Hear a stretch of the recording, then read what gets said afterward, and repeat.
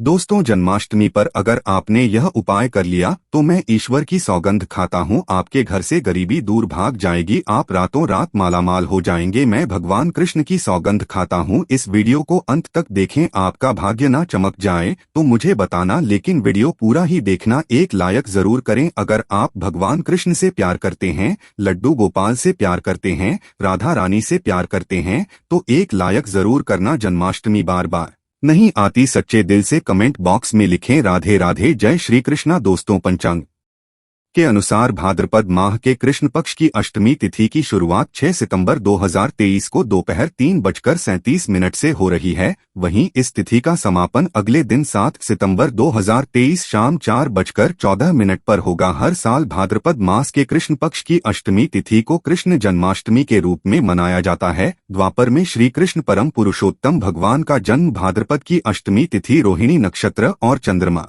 वृषभ राशि में मध्यरात्रि में हुआ। उनके जन्म लेते ही दिशाएं स्वच्छ व प्रसन्न एवं समस्त पृथ्वी मंगल मय हो गई थी। विष्णु के अवतार श्री कृष्ण के प्रकट होते ही जेल की कोठरी में प्रकाश फैल गया। कृष्ण के प्राकट्य से स्वर्ग में देवताओं की दुंदुभी या अपने आप बस उठीं तथा सिद्धौर चरण भगवान के मंगलमय गुणों की स्तुति करने लगे। दोस्तों, जन्माष्टमी व्रत का महत्व शास्त्रों में जन्माष्टमी के व्रत को 1000 एकादशी व्रत के समान माना गया है। 100 बार गंगा स्नान करने का जो पुण्य मिलता है, मात्र जन्माष्टमी का व्रत करने से प्राप्त हो जाता है। जाप का अनंत गुना फल देने वाला जन्माष्टमी के दिन ध्यान, जाप और रात्रि जागरण का विशेष महत्व है। इसलिए जन्माष्टमी की रात में जागरण करके भगवान के भजन कीर्तन करने चाहिए। भविष्य पुराण में इस व्रत के संदर्भ में उल्लेख है कि जिस घर में यह देव की व्रत किया जाता है, वहां अकाल मृत्यु, गर्भपात, किसी भी माह के बच्चे गर्भ में नहीं मरते, गर्भ ठहरता है, वैधव्य, दुर्भाग्य तथा कलह नहीं होती। जो एक बार भी इस व्रत को करता है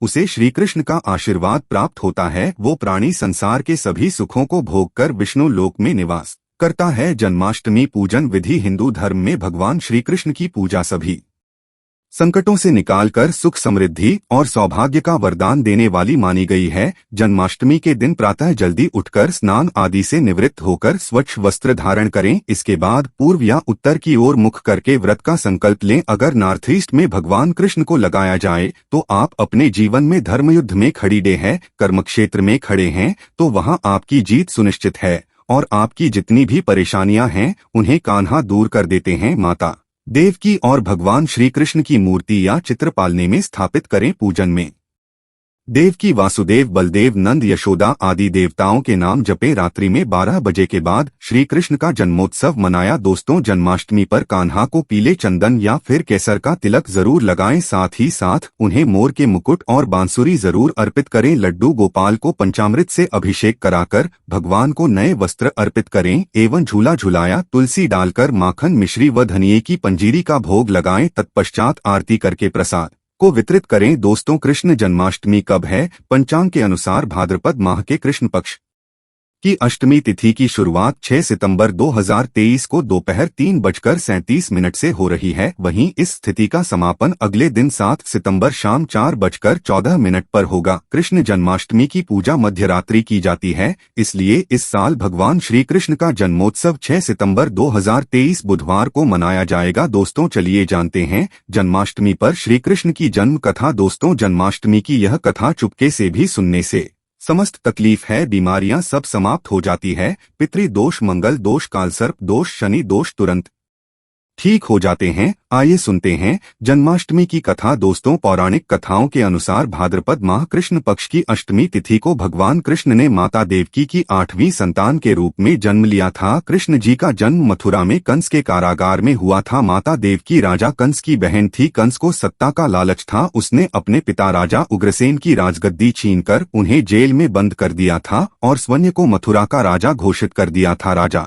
कंस अपनी बहन देवकी से बहुत प्रेम करते थे। उन्होंने अपनी बहन का विवाह वासुदेव से कराया था, लेकिन जब वह मां देवकी को विदा कर रहा था तभी एक आकाशवाणी हुई कि देवकी का 8वां पुत्र कंस की मौत का कारण बनेगा। यह सुनकर कंस डर गया। उसने तुरंत अपनी बहन और उनके पति वासुदेव को जेल में बंद कर दिया। उनके आसपास सैनिकों की कड़ी पहरेदारी लगा दी। कंस अपनी मौत के डर से देवकी और वासुदेव के साथ संतानों को मार चुका था। कृष्ण जी का जन्म इसके बाद भाद्रपद माह कृष्ण पक्ष की अष्टमी तिथि को रोहिणी नक्षत्र अंधेरी रात में भगवान कृष्ण ने जानकी के 8वें संतान के रूप में जन्म लिया। श्री कृष्ण के जन्म लेते ही कोठरी प्रकाशमय हो गई। आकाशवाणी हुई कि विष्णु जी ने कृष्ण जी के अवतार में देवकी के कोख में जन्म लिया है। उन्हें गोकुल में बाबा नंद के पास छोड़ आए और उनके घर एक कन्या जन्मी है, उसे मथुरा लाकर कंस को सौंप दें। कान्हा चले गोकुल धाम। आकाशवाणी सुनते ही वासुदेव के हाथों की हथकड़ी खुल गई। सभी पहरेदार सोने लगे। कान्हा को एक टोकरी में बाल गोपाल को रखकर सिर पर रख लिया और गोकुल की ओर चल पड़े। कान्हा को गोकुल धाम ले जाने में वासुदेव को कई मुसीबतों का सामना करना पड़ा। यमुना नदी कृष्ण जी के चरणों को स्पर्श करने के लिए उफान पर आ गई, लेकिन चरण स्पर्श के बाद वह फिर से शांत पड़ गई। वो कान्हा को बाबा नंद के पास छोड़ आए और गोकुल से कन्या को लेकर वापस लौट आए। जेल अपने आप बंद हो गया और उनके हाथों में हथकड़ियां लग गई। कन्या की रोने की आवाज सुनते ही सभी पहरेदार उठ गए। कंस बंदीगृह आया। वो कन्या को देवकी और वासुदेव की 8वीं कन्या समझ उसे मारने चला, लेकिन वो आकाश में उड़ गई और फिर से आकाशवाणी हुई कि कंस को मारने वाला अब इस दुनिया में पैदा हो चुका है। बाबा नंद और उनकी पत्नी मां यशोदा ने कृष्ण जी का पालन पोषण किया। राजा कंस ने कृष्ण जी का पता लगाकर उन्हें मारने की खूब कोशिश की, लेकिन कंस की सारी कोशिशें विफल हुई और कृष्ण जी को कोई मार नहीं सका। अंत में श्री कृष्ण ने कंस का वध किया। राजा उग्रसेन को फिर मथुरा की राजगद्दी सौंपी। इस तरह से जन्माष्टमी की व्रत कथा पूरी हुई। दोस्तों में आगे बढ़ने से पहले कमेंट बॉक्स में अपनी राशि भी डाल दीजिएगा। यदि हमारे पास कोई उपाय होगा तो वो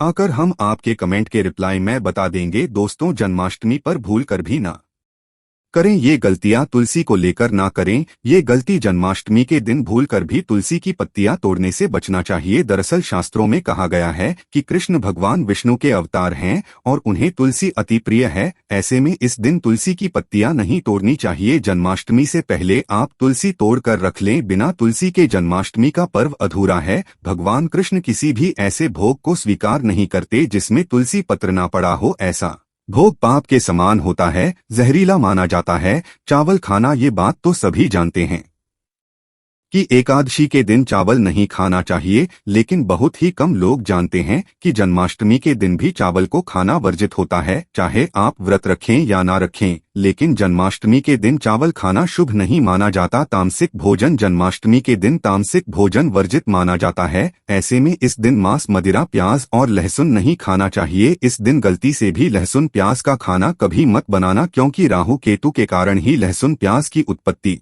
हुई है और भगवान विष्णु और राहु केतु के बीच में भीषण शत्रुता होती है। अनादर करना, भगवान कृष्ण के लिए सभी भक्त एक समान होते हैं। ऐसे में इस दिन किसी भी व्यक्ति का अनादर करने से बचना चाहिए। एक बार भगवान कृष्ण के भक्त ने एक व्यक्ति का अपमान कर दिया था। उसी क्षण भगवान कृष्ण ने अपने भक्त को श्राप दिया था। इसीलिए किसी का भी अपमान ना करे। गाय को सताना, गाय भगवान कृष्ण को बहुत ही प्रिय है, क्योंकि कृष्ण अवतार में उनका पालन पोषण एक ग्वाले के घर में हुआ था। ऐसे में जन्माष्टमी के दिन किसी भी गाय और बछड़े को भूलकर भी नहीं सताना चाहिए। भगवान कृष्ण गाय को सबसे प्रिय मानते हैं। गाय माता को सबसे ज्यादा प्यार करते हैं, इसीलिए गाय को इस दिन रोटी, फल वगैरह मिठाई अवश्य खिलाएं। जन्माष्टमी के दिन केवल 7वें खाना खाएं। जन्माष्टमी व्रत में दूध और दही जरूरी है। व्रत के दौरान ताजे फलों के शेक, लस्सी, छाछ या दूध का मजा ले सकते हैं। नारियल पानी पी सकते हैं। जन्माष्टमी के दिन पेड़ों को काटना भी अशुभ माना जाता है। श्री कृष्ण हर चीज में बसते हैं